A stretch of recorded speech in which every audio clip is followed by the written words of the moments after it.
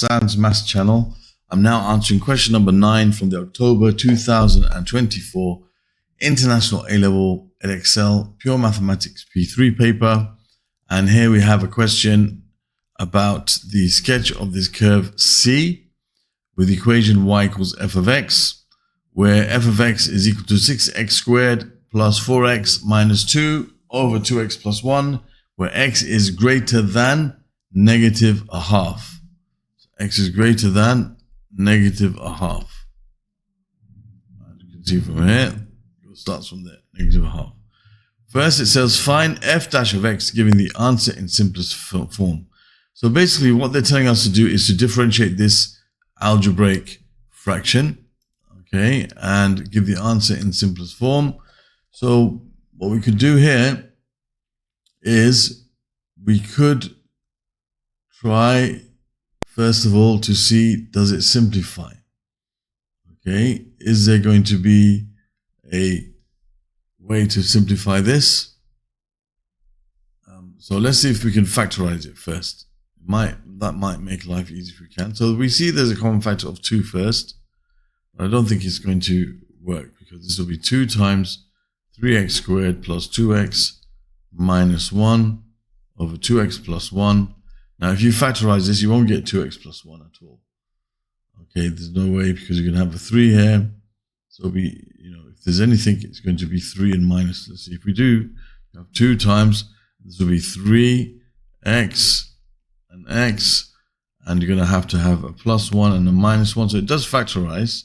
3x squared plus 3x minus x minus 1 over 2x plus 1. But you see, we haven't really been able to make it any simpler. There's nothing that cancels out. Okay, so therefore factorizing it really won't help us that much. Okay, so I was just checking first if the 2x plus 1 cancelled with the 2x plus 1 makes it maybe a bit simpler. So what I'm going to do now is I'm going to use what's called the quotient rule. Now the quotient rule is quoted to you in the formula sheet, although after a bit of practice you won't really need to look at it. So I'm going to write this back as it was before, which is 6x squared plus 4x minus 2 on the numerator. So when you use a quotient rule, basically you can't take a quotient of the algebraic terms like this and just differentiate the numerator and the denominator separately and that's your answer. No. You have to use a quotient rule. So you have to, what we'll do is we'll call the numerator u, which is 6x squared plus 4x minus 2. And we'll call the denominator v, which is 2x plus 1. We take the numerator and we differentiate it. So that's u dash, that gives us 12x plus 4. And we take the denominator v and we differentiate that. That gives us 2x plus 1 differentiated is 2. And then we always start with v. When we're doing the quotient rule, we go careful, start with v. So v times u dash minus u times v dash. Always in that order. So you have 2x plus 1 times 12x plus 4 minus, then these two multiplied, which is 2 times 6x squared plus 4x minus 2, all over, we have the square of v, which is 2x plus 1, all squared. Okay, so this is f dash of x. Now we have to give the answer in simplest form, all right? As I said, if we differentiate this, if we take out the common factor from here, let's try and see if it factor out, if we can take out factors and help us to simplify it rather than expanding all of this. So here I've got a factor of 2, which I want to take out. So that comes 2 times 2x plus 1 times 6x plus 2. In fact, the common factor is 3 here. 4 here, not 2. Highest common factor is 4. So if I take out 4 from here, that'll be 3x plus 1. Minus, and I can take out the common factor of 2, so I have 4 times, and this is 3x squared plus 2x minus 1. And we already factorized this earlier when we were trying to see if it cancels out, but I think factorizing it now is going to make life a bit easier for us. I'm trying to do this in a way that really makes life simpler. So here we have 4 times 2x plus 1 times 3x plus 1 minus 4 times, and as we said, you have 3x, and you have x, you have to have different signs, plus 1 and minus 1. Okay, 3x squared plus 3x minus x minus 1. That gives us exactly this. If you're not sure how to do it this way, we can do by splitting the middle term if you're not confident. These numbers are quite easy, so that's why I did like commando style, as they say. But here you can put 3x squared on the top and minus 1. So these two multiplied gives you a product of negative 3x squared, and the sum is positive 2, positive 2x. So think of numbers multiplied to give you this and add to give you that, where it's going to be plus 3x and minus 1x. They multiply to give you this, and they add to give you that. So here the common factor from these two is 3 and x. So 3x times x is 3x squared, 3x times plus 1 is 3x, and x times minus 1 is minus x. So you're left with 3x minus 1 and x plus 1, as we saw here. Now what we notice, we also have here 2x plus 1 squared, is there's a common factor in both of these expressions, both of these two terms here.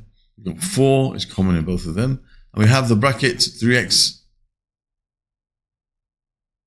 We don't have the bracket 3x minus 1. We have 3x plus 1.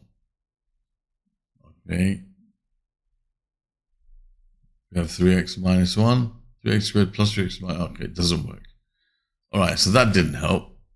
Wasted a bit more time there.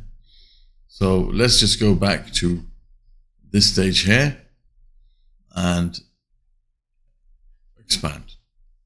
So normally this factorizing might make life easier. Here it doesn't really, because you don't get the same factors. Okay, so I'm going to expand this. That's going to be 24 x squared plus 8x plus 12x plus 4 minus 12x squared minus 8x and plus 4. So be careful when you're expanding there. And that's 2x plus 1 squared. So 24x squared minus 12x squared is 12x squared. 8x plus 12x, well, 8x minus 8x cancels out. You got 12x. Okay. And then you got 4 plus 4 is 8 over 2x plus 1 squared. So the common factor in these is 4. So 4 times 3x squared plus 3x plus 2 over 2x plus 1 squared. I don't think anything will factorize here that can get rid of any of these. So there we have our answer. Okay, so, you know, as this doesn't factorize, again, we don't really need to write it like this. Writing like this is perfectly fine, but it's always a good idea to try to factorize in case you ended up with something that could cancel out. You know, you could have got something which has a factor of 2x plus 1 that would cancel out with the denominator. So you have to be careful about this. Now, what I did wasted a bit of time, but sometimes it does save time. So I did initially, and I tried to factorize and see if there's common factors which I could then simplify in a simpler way. Sometimes that helps. In this case, it didn't help. Right? So it's a bit of a gamble, I guess. But sometimes doing that does help you to come to the answer in a quicker way. In this case, if you go back to the old style of just expanding everything and simplifying, there was no cancelling out that could occur. So we end up with the answer. And either of these two ways are perfectly good ways to express it. So that's part A done. Now for part B. It says the line L is a normal to C at the point P. 2, 6. So this is a point 2, 6. Show, and here we have the f of x, and we worked out what f dash of x is. We just worked out we need that for this question, so I'll write it down. F dash of x was what? F dash of x was 12x squared plus 12x plus 8. Okay, 12x squared plus 12x plus 8 over 2x plus 1 squared. Okay, that's f dash of x. That's a gradient function. That's the original function. And we have to find that, or we have to show that an equation for L, which is a normal to the curve. So the normal to a curve is always perpendicular to the tangent to the curve at the same point where it hits the curve.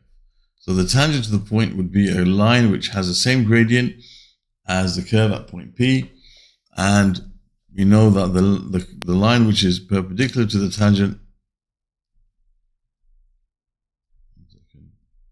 is called the normal. So these are perpendicular to each other. That's the tangent, that's the normal.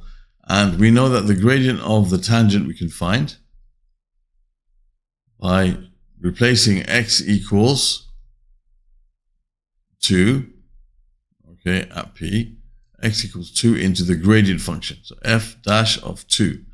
That's going to give you the gradient of the tangent at P. So that's going to be 12 times 2 squared plus 12 times 2 plus 8 over 2 times 2 plus 1 squared. Okay, so that's going to be 12 times 4, which is 48, plus 12 times 2, which is 24, plus 8 over, that's 4 plus 1, 5, 5 to the power of 2, which is 25 basically. 4 plus 1, all squared, that's 25. So 48 plus 24 plus 8. So 48 plus 24, that's going to be 68, 72, 80. So you end up with 80 over 25. Let's simplify this. 5 goes to both of those. 80 divided by 5 is 16, and 25 divided by 5 is 5. That's going to be, is that right? Yeah, 30 plus 10, that's right. Okay, so that's the gradient of the tangent at P. We want to find the gradient of the normal at P. Okay, that's what we have to find, the gradient of the normal at P. Okay, so let me just move this down here.